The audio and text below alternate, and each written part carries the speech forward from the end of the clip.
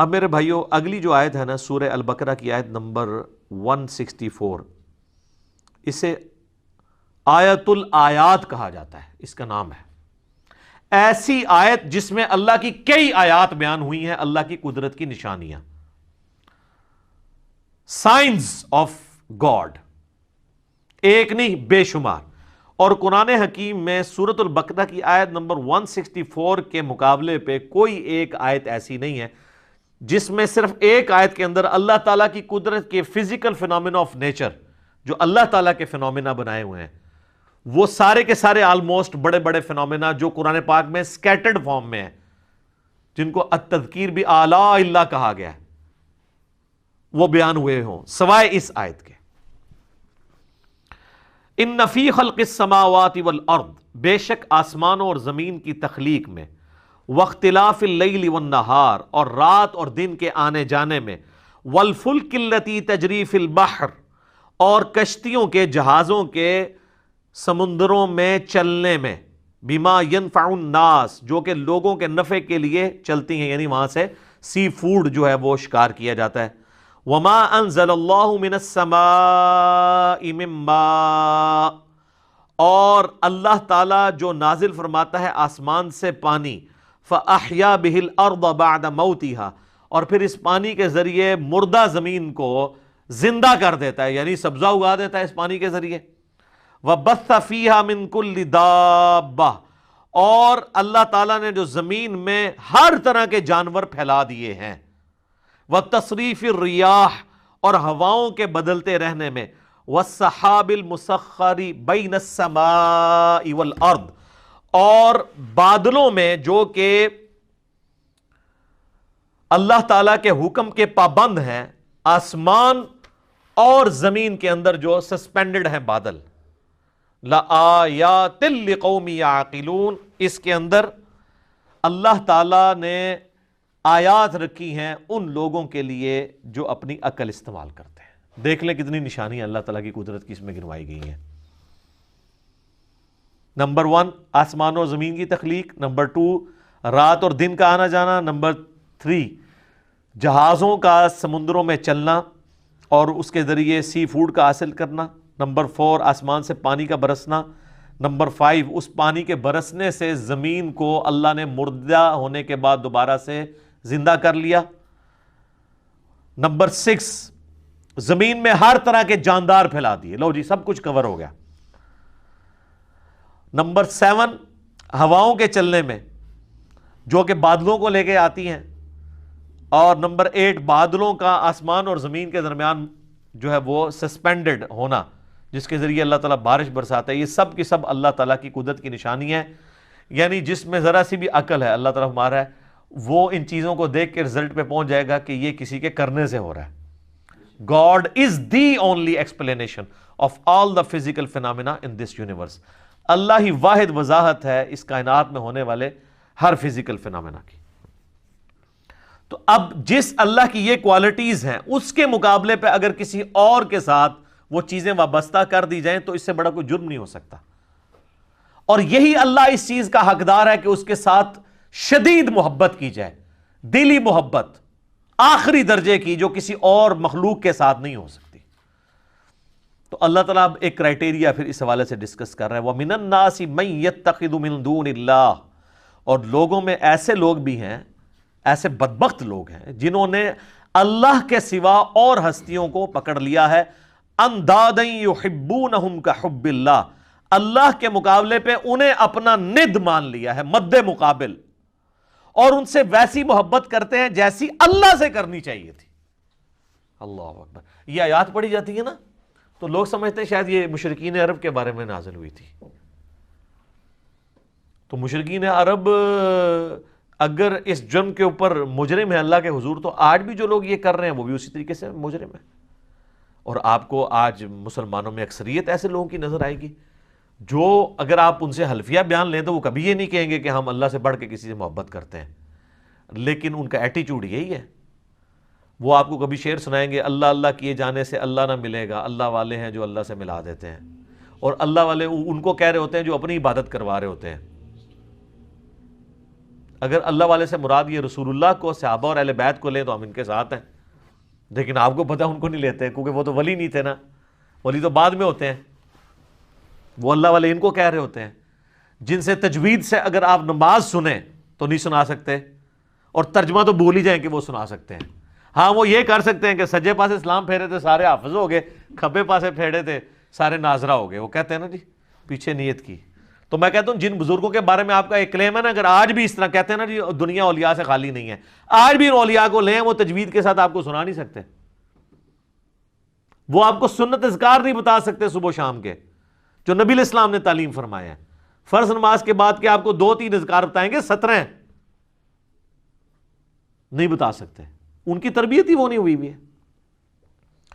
تو وہ ان ہستیوں کے بعد، حتیٰ کہ سورہ الزمر کے اندر جا کے آئے گا، سورۃ المومن کے اندر، کہ ان کے سامنے جب اکیلے اللہ کا ذکر کیا جاتا ہے تو ان کے دل گھٹنے شروع ہو جاتے ہیں، اور جب اللہ کے ساتھ اور ہستیوں کو شامل کیا جاتا ہے تو ان کے پھر دل پھیل جاتے ہیں۔ اور آپ یہ کر کے دیکھ لیں جناب، آپ اللہ کی توحید بیان، ہم تو کئی بار یہ تجربہ کر چکے ہیں، آپ اللہ کی توحید بیان کریں تو ان کو چڑ ہو جاتی ہے، وہ کہتے ہیں جی کوئی بزرگوں کا بھی ذکر کرو نا جی۔ بلکہ ہمارے ایک سیالکوٹ میں بڑے قریبی بھائی، تو وہ ایک بریلویوں کی مسجد میں امام تھے، تو جب اللہ تعالیٰ نے ہمیں قرآن کی توحید کی طرف راغب کیا تو دعوت کی برکت سے انہوں نے بھی حق قبول کیا، تو ظاہر ہے وہ اب اناؤنسمنٹ تو نہیں کر سکتے تھے، تو انہوں نے بہرحال توحید کے اوپر درس شروع کیا قرآن کے اندر، جو قرآن کی آیات ہیں اعلیٰ حضرت کا ترجمہ رکھ کے، اب تو کسی کو تکلیف نہیں ہونی چاہیے۔ تو 2-4 دن تو توحید برداشت کی انہوں نے، اور پھر بابے جو ہے مسجد کے اکٹھے ہو گئے، انہوں نے کہ ایک جناب اللہ نو ہی توندے رہندے ہو ہر ٹائم، کوئی بزرگوں کا بھی ذکر کریا کرو۔ یہ دیکھیں پنجابی کا محاورہ نے یوز کیا، ہر ٹائم اللہ نو توندے رہندے ہو، استغفر اللہ توب الیہ۔ تو ان کو اتنی چڑ ہوتی ہے، اور یہ حقیقت ہے کہ ان کی محبت ان ہستیوں کے ساتھ زیادہ ہے، اور اسی لیے آپ بزرگوں کے بارے میں کوئی بات کریں تو یہ سیکھ پا ہو جاتے ہیں۔ اللہ کے بارے میں کہتے ہیں جی اللہ کو تو پہلے ہی اتنے لوگ گالیاں نکال رہے ہیں، ایک اور نے نکال دی تو کیا ہو گیا؟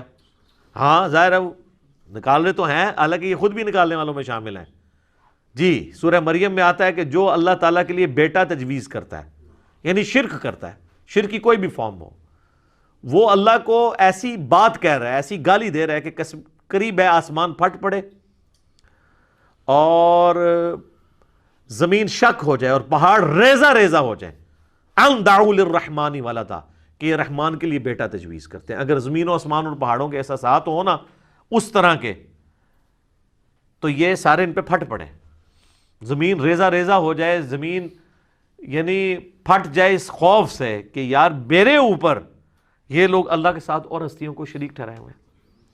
اور نبی علیہ السلام کی آپ احتیاط دیکھیں، یہ جو ند لفظ ہے نا، اندادیں، سیم یہ الفاظ ہیں۔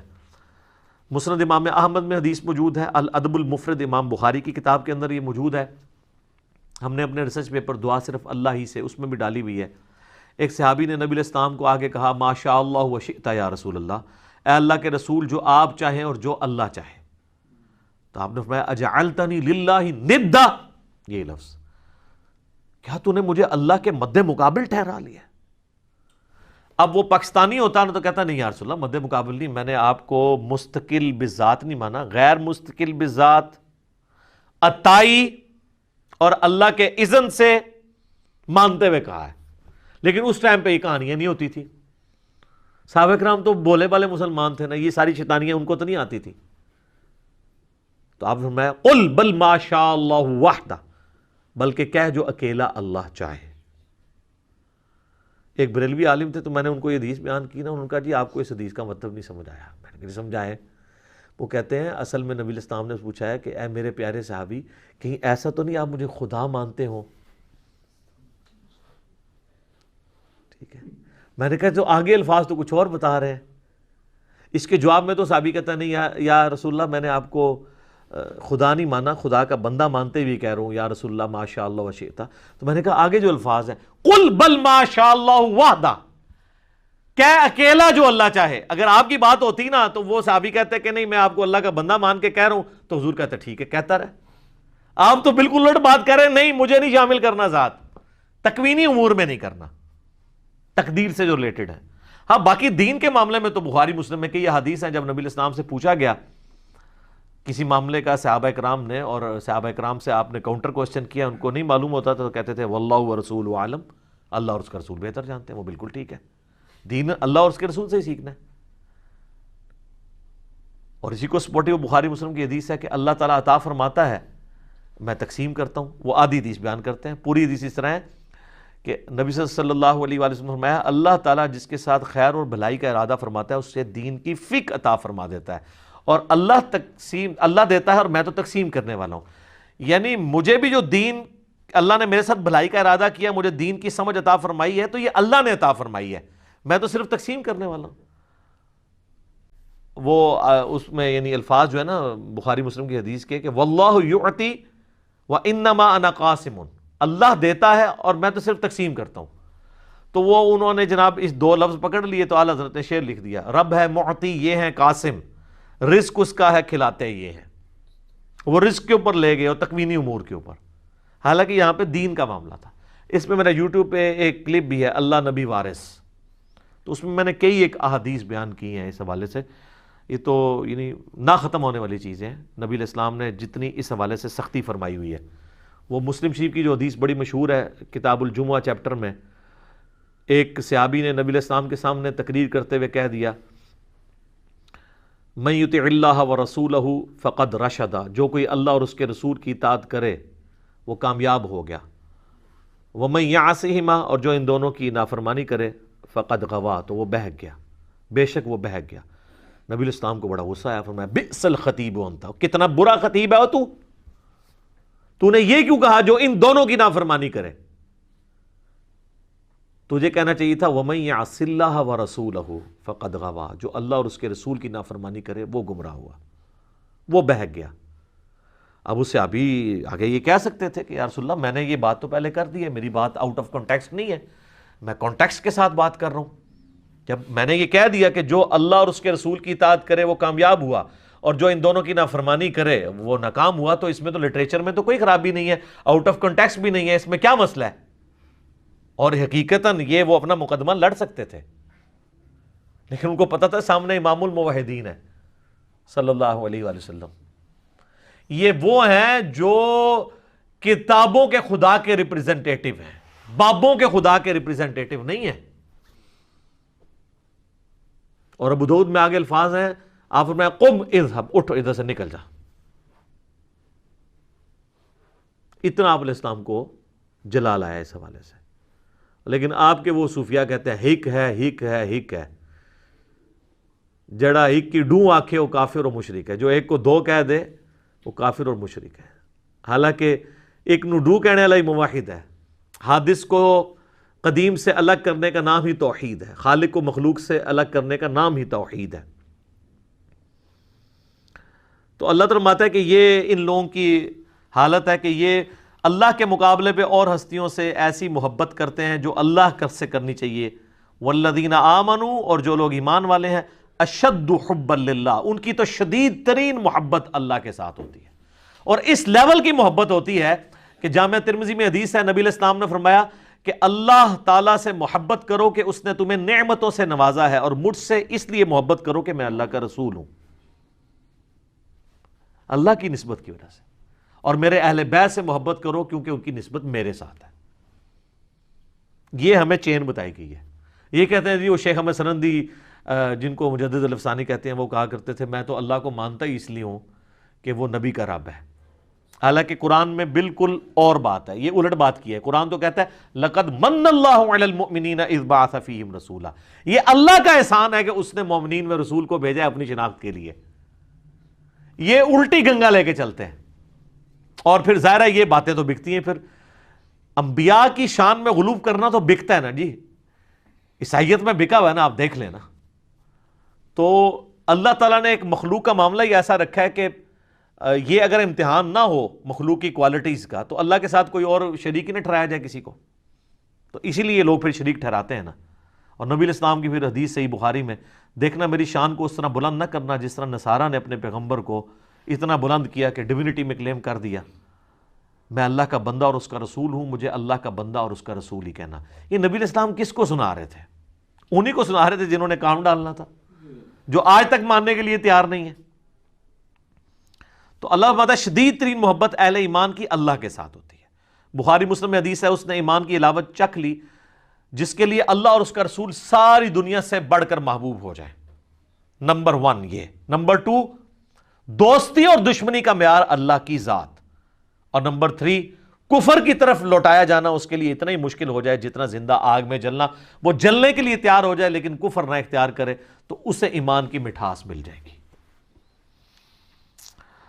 اب اللہ تعالیٰ غصہ فرما رہے ہیں ان کے اوپر کہ جو لوگ اس طرح کی محبت رکھتے ہیں نا اللہ کے مقابل اور ہستیوں کے ساتھ، تو اللہ بتا وَلَوْ يَرَ الَّذِينَ ظَلَمُوا إِذْ يَرَوْنَ الْعَذَابَ، کاش یہ ظالم لوگ وہ وقت دیکھ لیں جب یہ اپنی آنکھوں سے عذاب کو دیکھیں گے، ان القوۃ للہ جمیعا، تو قیامت کے دن ان کو یہ پتہ چل جائے گا کہ ساری قوتوں کا مالک تو اللہ ہے۔ آپ بے شک کہتے رہے میں اس ٹائم تک جنت ہی نہیں ورنہ جو تک سارے نہ لے جاؤں۔ ہاں دوزخ میں کے لیے یہ شرط ہو سکتی ہے کہ جن جن کو میں نے گمراہ کیا جب تک میں دوزخ میں ان کو نہیں لے جاتا تو میں نے دوزخ میں جانا، یہ تو بات بالکل ٹھیک ہوگی، جنت اللہ کوئی نہیں پائی جی۔ بخاری مسلم میں حدیث ہے میری بیٹی فاطمہ اس بات پہ نہ اکڑنا کہ اللہ کے نبی کی بیٹی ہو، اگر اللہ نے پکڑ لیا تو میں اللہ کے حضور تیرے کچھ کام نہ آؤں گا۔ پھر حضور نے اپنے چچا کو بھی کہا کہ عباس میرے چچا میرے مال سے جو لینا ہے لے لے، اے میری پھوپھی صفیہ میرے مال سے جو کچھ لینا ہے لے لے، اگر اللہ نے پکڑ لیا میں تیرے کچھ کام نہیں آؤں گا۔ وَأَنَّ اللَّهَ شَدِيدُ الْعَذَابِ، اور بے شک اللہ تعالی عذاب دینے میں بہت سخت ہے۔ تو یہ قیامت والے دن ہی پتہ چلے گا کہ اللہ تبارک و تعالیٰ اپنے معاملات میں کتنا سخت ہے۔ جب یہ عذاب دیکھیں گے تو ان کو خود پتہ چل جائے گا، اور اس وقت ان کی حال کیا ہوگی۔ ابھی تو یہ بابوں کے نعرے مار رہے ہیں نا، ادھر انہوں نے کہنا یا اللہ بابا نو پہلے جڑا نا چونک دوزخیش۔ وہ کیسے؟ اذ تبرأ الذین اتبعوا من الذین اتبعوا، جب بیزار ہو جائیں گے وہ لوگ جن کی تابعداری کی گئی ان سے جو تابعداری کرتے رہے۔ ظاہر ہے وہ بیچارے کیا کریں گے، ادھر تو دنیا میں لیڈر بنے ہوئے تھے، کہتے تھے ساڑھے مرید ہو جاؤ تو جنت میں لے جائیں گے، تو اللہ تمہارا یہ سارے جو بزرگ بابے ہیں نا وہ اپنے مریدوں کہیں گے بھائی اپنا اپنا اوپر ہی نبھاؤ، سانو تو اپنی فکر پہ ہی ہے آج۔ جب وہ عذاب دیکھیں گے وَتَقَطَّعَتْ بِهِمُ الْأَسْبَابُ، ان کے سارے تعلقات آپس میں ٹوٹ جائیں گے، پیری مریدی ختم، بیعت ٹوٹ جائے گی، تجدید بیعت بھی نہیں ہو سکتی۔ وَقَالَ الَّذِينَ اتَّبَعُوا، تو پھر جب وہ یہ مرید یہ دیکھیں گے نا جو اتباع کرنے والے تھے، وہ کہیں گے لَوْ أَنَّ لَنَا كَرَّةً، کاش ہم دنیا میں ایک دفعہ دوبارہ چلے جانا، پھر تو ہم پوچھ لیں گے تسی تاڑے نعرے مار مار کے تو چندے دے دے کے۔ فَنَتَبَرَّأَ مِنْهُمْ كَمَا تَبَرَّؤُوا مِنَّا، تو ہم بھی تم سے بیزاری دنیا میں ظاہر کریں گے جس طرح آج تم ہم سے بیزار ہو رہے ہو نا، اگر دنیا میں دوبارہ جانا نصیب ہو جائے نا تو ہم اب دنیا میں گئے نا تو ہم انجینئر صاحب کی ویڈیوز ہی دیکھا کریں گے۔ ظاہر ہے یہ نعرہ کون لگا رہا ہے کہ نہ میں وابی نہ میں بابی، میں ہوں مسلم علمی کتابی، بابوں سے لانے برات کون کروا رہا ہے؟ جو نبی علیہ السلام کی مبارک دعوت کو لے کے چل رہا ہے، اور آپ سے ریکویسٹ کرتا ہے کہ مرنے سے پہلے اے مسلمان کر لے اس پہ غور، کتابوں کا خدا اور ہے بابوں کا خدا اور۔ اچھا وہ یہ کہیں گے یار یہ تو کافروں کے بارے میں آیات ہے، ان سے صرف ایک معصومانہ سوال کریں کہ یہ بتائیے، ہم لوگوں سے یہ کرتے تھے کہ یہ بتائیں کہ یہ جو آیات ہیں اس میں غلام احمد قادیانی فال کرے گا کہ نہیں، کہ جو قادیانی ہیں وہ قیامت والے دن جب غلام احمد قادیانی کہے گا آج تو میں خود عذاب میں جا رہا ہوں میں تمہارا کیا کروں، تو قادیانی یہ کہیں گے کہ کاش ہم دنیا میں چلے جائیں تو ہم بھی تجھ سے لانے میں، کہتے ہیں بالکل کریں گے۔ تو ہم کہتے ہیں غلام احمد قادیانی تو قرآن کے نزول کے 1300 سال بعد آیا ہے، تو اس میں تو نہیں ذکر، یہ تو مشرکین عرب کے بارے میں آیات ہے۔ تو وہ کہیں گے نہیں مسئلہ یہ ہے کہ جو بھی کرے گا تو آڑے نہیں کرتے، ہم کوئی بات کر دیں کہ اللہ کے فضل سے ہم نے یہ بات سمجھائی ہے بڑے اعتماد کے ساتھ، کہتے ہیں میں کرتا ہے، وہ آپ کے تو میں کہتے ہیں کہ سارے اولیاء کی گردن پہ میرا پاؤں، آپ کہتے ہیں سبحان اللہ، حالانکہ آپ کہنا چاہیے لعنت اللہ۔ کبھی ابو بکر صدیق نے کہا سارے صحابہ کی گردن پہ میرا پاؤں ہے؟ اتنے متکبرانہ جملے کے اوپر سبحان اللہ کہنا چاہیے؟ شیخ عبد القادر جیلانی کی طرف جھوٹ منسوب ہے، ہم نہیں کہتے انہوں نے کہا ہوگا، اگر انہوں نے کہا تو وہ پھر اولیاء اللہ نہیں ہوں گے، اور اگر اولیاء اللہ میں سے ہیں تو وہ اتنے تکبر کے ساتھ نہیں بول سکتے۔ تو وہ کہیں گے آج ہم دنیا میں اگر کاش ہمیں واپس اللہ بھیج دینا ہم بھی اس طرح تبرہ کریں گے، یہ تبرہ لفظ اسی نا اعلان برات، ٹھیک ہے، تبرہ کریں گے جس طرح آج تم کر رہے ہو، کذالک یریہم اللہ اعمالہم حسرات، یوں ہی اللہ تعالیٰ ان کے برے اعمال ان کے سامنے کر دے گا اس حال میں کہ وہ پشیمانی میں ہوں گے، علیہم ان کے لیے، وما ہم بخارجین من النار، والعیاذ باللہ تعالی، اور وہ کسی صورت آگ سے نکل نہیں پائیں گے۔ اللہم اجرنا من النار، اللہم انی اعوذ بک من عذاب جہنم ومن عذاب القبر ومن فتنة المحیا والممات ومن شر فتنة المسیح الدجال، ربنا اصرف عنا عذاب جہنم ان عذابها کان غراما، آمین۔ تو یہ دیکھ لیں، یہ آخرت میں یہ کچھ ہونا ہے۔ تو دنیا میں اگر کسی کو پتہ چل جاتا ہے، سورہ الاحزاب پڑھ کے دیکھ لیں، وہاں پہ وہ کہیں گے کہ ہمارے بزرگوں کو دگنا عذاب دے اللہ، جن کی وجہ سے ہم گمراہ ہوئے، بالکل آخری رکوع میں۔ تو آپ یہ قادیانیوں کی تو میں نے ورس مثال دی ہے، آپ دیوبندیوں سے اگر پوچھ لیں کہ یہ احمد صاحب بریلوی صاحب کے ماننے والے ان کے بارے میں یہی کہیں گے، بالکل کہیں گے، اور بریلویوں سے پوچھے کہ اشرف تھانوی صاحب کے ماننے والے قیامت الدین یہی کہیں گے، بالکل کہیں گے۔ تو یہ تو اجماع ہی ہوا ہے اس کے اوپر بزرگوں سے تبرہ کرنے پہ۔ یہ کوئی 2010 یا 11 کی بات ہے، میں اسلام آباد میں I-10 میں ایک اہل تشیع بھائی تھے، انہوں نے مجھے یعنی افطار کے اوپر بلایا، رمضان کا ہی مہینہ تھا، کچھ 7-8 ان کے بھائی بیٹھے ہوئے تھے، وہ خود بھی بہت بڑے عالم دین ہیں، میں نام نہیں لیتا پھر وہ ایک پرسنل بات ہو جائے گی۔ تو وہاں پہ بیٹھے ہوئے نا یہی استانت کا مسئلہ چھڑ گیا۔ میں نے کہا یا علی مدد نہ کہیں، آپ ویسے مولا علی سے محبت کا اظہار کریں لیکن مدد کے لیے نہ پکاریں۔ تو وہ کہنے لگے نہیں، ہم تو ان کو وسیلہ اور توسل سمجھتے ہیں، اللہ ہی کو پکارتے ہیں ہم، لیکن یا علی مدد کا مطلب آپ کو سمجھ نہیں آیا۔ میں نے کہا یار مجھے اردو نہیں آتی ہے، مجھے عربی نہیں آتی ہے۔